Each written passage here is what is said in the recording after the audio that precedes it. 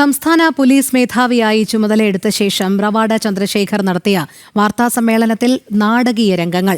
മാധ്യമപ്രവർത്തകന്റെ കാർഡുമായി കടന്നുകയറിയ മുൻ പോലീസുകാരൻ തനിക്ക് 30 വർഷമായി നീതി കിട്ടുന്നില്ല എന്ന് പറഞ്ഞ് ചോദ്യം ചോദിച്ചപ്പോഴാണ് നാടകീയ രംഗങ്ങൾക്ക് വഴിവെച്ചത്.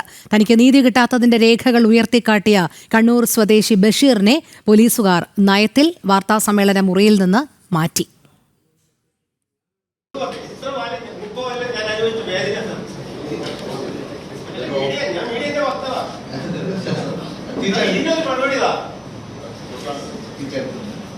DGPയുടെ വാർത്താ സമ്മേളന വേദിയിൽ അപ്രതീക്ഷിതമായിട്ടാണ് പുറത്തുനിന്നും മാധ്യമപ്രവർത്തകൻ എന്ന വ്യാജേനെ കണ്ണൂർ സ്വദേശിയായ BP ബഷീർ എന്ന ആൾ കയറി വരുന്നത്.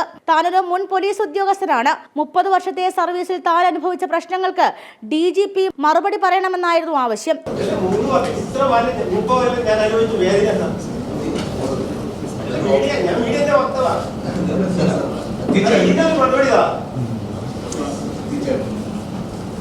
തുടർന്ന് പുറത്തെത്തിയ ബഷീർ മാധ്യമങ്ങളോട് പരസ്പര വിരുദ്ധമായാണ് സംസാരിച്ചത്. അല്ല, ഇവിടെയെല്ലാം പറഞ്ഞിട്ടാണല്ലേ അങ്ങോട്ട് വന്നത്.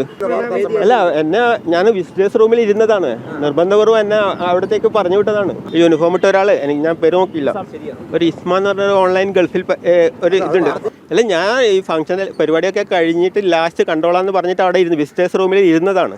താൻ മുൻ പോലീസുകാരനാണെന്നും ഗൾഫിലുള്ള മാധ്യമത്തിന്റെ ലേഖകനാണെന്നും പറഞ്ഞ ബഷീർ മുത്തങ്ങയുമായി ബന്ധപ്പെട്ട സിനിമയിൽ തന്റെ പേര് ദുരുപയോഗം ചെയ്തു തുടങ്ങിയ പരാതികളാണ് ഉന്നയിക്കുന്നത്. എന്താണ് കൃത്യമായ പരാതി എന്ന ചോദ്യങ്ങൾക്ക് താനൊരു ചായ കുടിച്ചിട്ട് എല്ലാം പറയാമെന്ന് പലതവണ ബഷീർ മറുപടി പറഞ്ഞു.